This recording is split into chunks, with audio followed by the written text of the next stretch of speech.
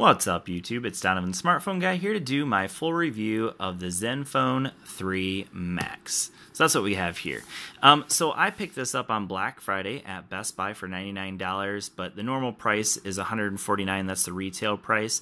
And I want to talk about whether I think this phone is worth that price, and then maybe compare it to some other phones at and around that same price point. So I've been using this phone. I've had it for a month. I've been using it as my daily driver for about a week. And let me just say this. When you're coming from a phone like the Honor 8, which is what I was coming from, it is quite difficult to use a phone like this. And we'll talk about why that is. But let's just talk about what this phone is and what it isn't. So this is a 5.2-inch screen. It is 720p, so I'll go ahead and bring that back up, hopefully. There we go. All right, so 720p. So in terms of the screen, you will see some pixels when you look at it real closely. But in general, the screen isn't too bad. For a budget phone, really, I wouldn't expect a full HD screen. But I will say that this one doesn't look too bad, and it does get significantly bright. So this is, you can see right now, at one of the lowest brightness settings, it does get quite bright, too bright for me to even show you on the camera because it would just totally distort my picture here. So with that being said, I definitely give this screen, a thumbs up for sure. Not bad. For a budget phone especially. In terms of build quality, this is a very nice build to the phone. It is an all-metal unibody, but there is just a little slight, I don't know if you can see that, there's a slight give to the metal body. Again, for a budget phone, I wouldn't expect it to be perfect unibody like some of the more expensive phones would be, but it's not bad. Nice rounded curves to it. Feels good. You can see the volume button and the power button are nice and protruded from the edge of the phone, and nice and tactile as well. It is micro USB for charging, so you don't get fast charging, but you also don't get 1 amp. It comes with a 2 amp charger, so that's nice. There is a 4100 milliamp hour battery, which easily is the biggest selling point for this phone, is the battery life. I would say for the average user, you're easily going to get through 2 days. Some people might get more. For me personally, it was about a day and a half because I'm a pretty heavy phone user. I'm not your average phone user for sure. I keep all of my antennas on. I keep GPS. I keep Bluetooth on. Usually I have it connected to a couple devices at the same time with Bluetooth, so definitely more of a power user. I would say the average user is easily going to get 2 days of battery life though with this phone. So in terms of feel in the hand, it is a little slick. So I did pick up a cheap, I think this was like a $10 case. So if you're interested in that, I'll go ahead and leave a link in the description for this case. I think, like I said, it was $10. It's just a TPU case that has a nice tactile feel to it. Definitely gives it a lot more grip to the phone and protects the phone just a little bit as well. So build quality is actually quite solid. And we have a 13 megapixel camera on the back as long as the flash. Let's see, what else do we need to cover? 5 megapixel camera up front. So yeah. In terms of build quality, I'd still say definitely a thumbs up, especially for a budget phone. But yeah, in terms of call quality, I absolutely had no issues with call quality with this phone. I did use speakerphone a number of times in some phone calls, and that was a decent experience with the exception of it being a rear firing speaker. It is a very loud speaker. It's just very tinny and also rear firing. So I'll show you that in just a little bit. Because it is a quite loud speaker, it just doesn't sound good. So that's just something to keep in mind. But again, it's a budget phone. I picked it up, like I said, for $99. So it's not expected to be perfect.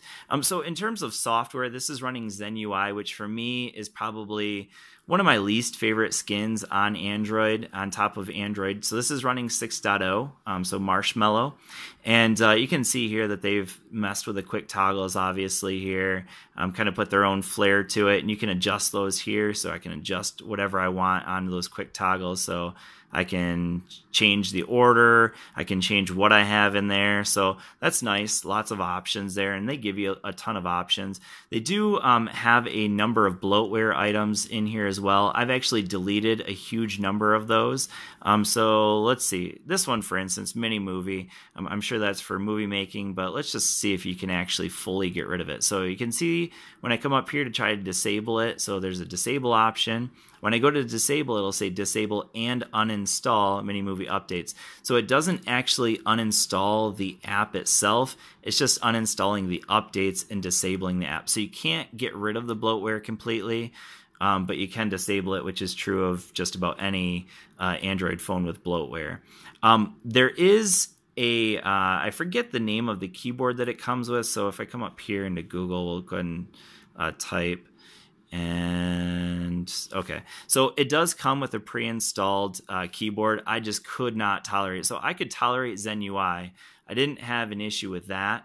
And one nice thing about Zen UI is that there's a ton of theming options. So one of the themes that I rolled with pretty much the entire time I owned the phone, let's go back in here, is there was a Charlie Brown theme, and my kids are huge Charlie Brown fans, so I decided to roll with that for most of the time.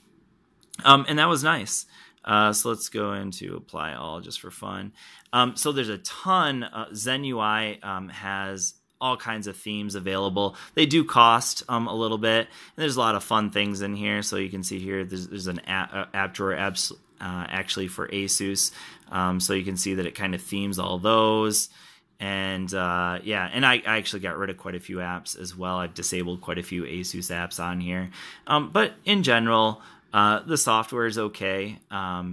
Not my favorite. In terms of performance, so let's talk about performance of this phone. So this is running a MediaTek processor.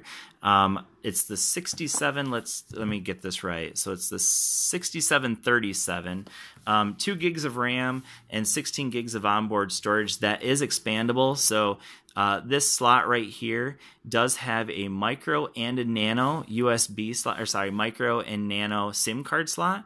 You can take out one of those and use a micro SD card as well. So that's nice. It does give you that option for expanding the storage, and because it's Marshmallow, it is adoptable storage, which is nice. So let's get back into this. Hopefully, okay, there it is. All right, so in terms of performance, that MediaTek processor is just absolutely laggy. So let me just show you real quick. So I think I have in here, yeah, Geekbench scores. Let's see if I have them up still. Oh, it's already off. Let's see. I don't know if I took a screenshot of it. Let's see if it's in there. All right. Well, let me just say this. I did it earlier, and I ran. I'm not going to sit here and run the benchmark scores again, but I got a Geekbench 4 score of, I think it was 754, if I remember exactly right, and that's below the Samsung Galaxy S4. If that gives you any kind of clue as to what kind of performance this thing has, it's definitely not a snappy phone. So I don't even remember what I went into Google. So this is dangerous territory here going into what okay, I was on Swappa. I spent a lot of time on Swappa. I wasn't sure if it was going to be something I tried selling recently. What do we got? Amazon, Huawei. I was looking up Huawei Mate 9. But anyways, so in terms of performance, it's, you know, if you're used to a budget phone, it's not going to be bad, but if you're used to a phone, like I'm coming off of the Honor 8, performance of this phone is going to feel very sluggish for you. So let's talk about, in terms of performance, let's go with camera now. So I'm just going to show you real quick. Let's go ahead and take a picture of, let's see, I got my box for the Zen phone there. So that actually was pretty snappy. Normally, in my experience, it's kind of a slow shutter speed, but I will say this, it does take pretty solid, some pictures of myself, some video I actually shot with it. In terms of picture quality, it's actually not that bad. I just had a little bit of shutter lag, and it does actually give you a ton of options. So I'm going to go back in here. So there's lots of options available, so come in here. And these are the options that it has available. So there's a low light option, which gives you very brightened low light options, but it drops it down to 3 megapixels, which really gives you kind of a pixelated picture, obviously, when it's down to 3 megapixels. But at least that's an option. So camera quality, actually, I would say, especially for the rear camera, probably is better than the average budget phone. But in terms of the front-facing camera, that 5 megapixel camera, pretty pixelated pictures. You're not going to get the greatest pictures out of that one. But I'm not a selfie person myself, so it is what it is. But for the rear camera, the shutter speed's kind of slow in my opinion. But in terms of the actual picture quality, you're going to get pretty decent pictures out of that 13 megapixel camera. So let's see, what have I missed here? I think that about covers everything that I can think of. Oh, I did want to mention also, I mentioned that that was the fastest fingerprint sensor experience I've ever had on this phone. That is one thing I want to mention too. That fingerprint sensor is pretty accurate, but in my experience, it's been pretty slow.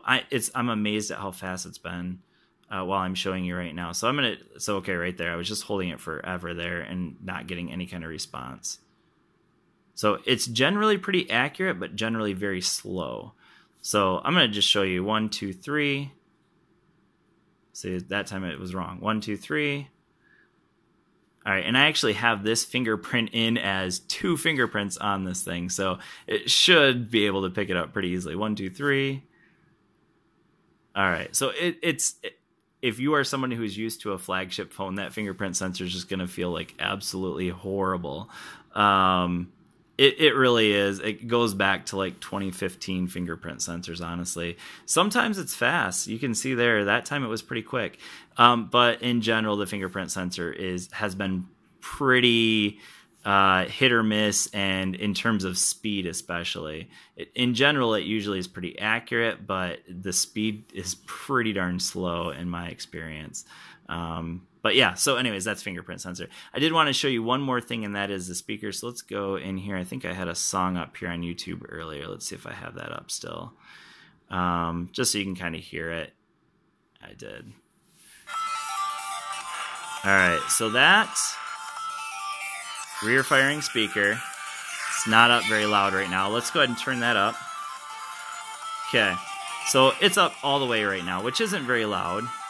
Okay, so that it was reasonably loud, not too bad, not too great. But now what I'm going to do is, you notice that when I'm hitting that volume button, it also has this outdoor mode. The outdoor mode really cranks up the volume. But again, it's kind of tinny as it is. But when you hit it to outdoor mode, it gets loud. But man, does it get ever so tinny, man. It's just bad. So let's go ahead and show you that.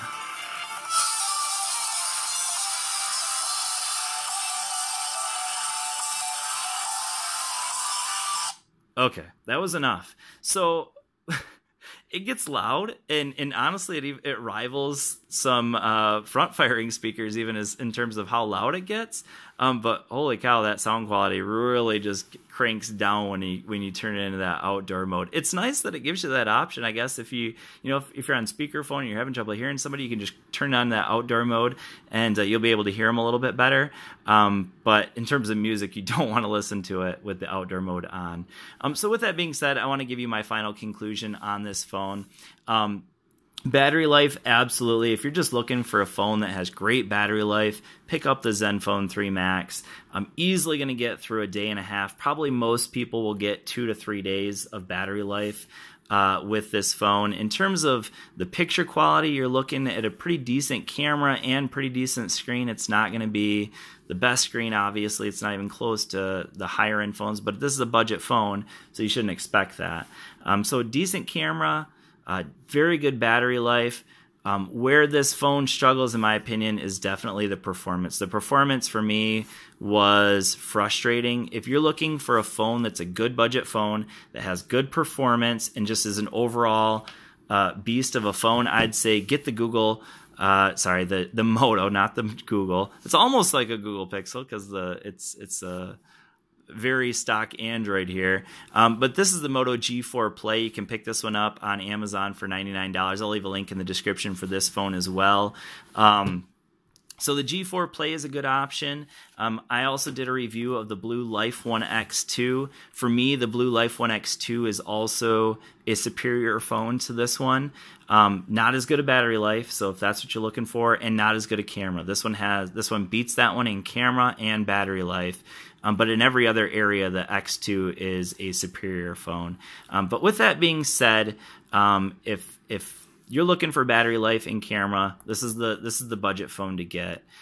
In terms of performance, I'd go with one of those other two that I mentioned.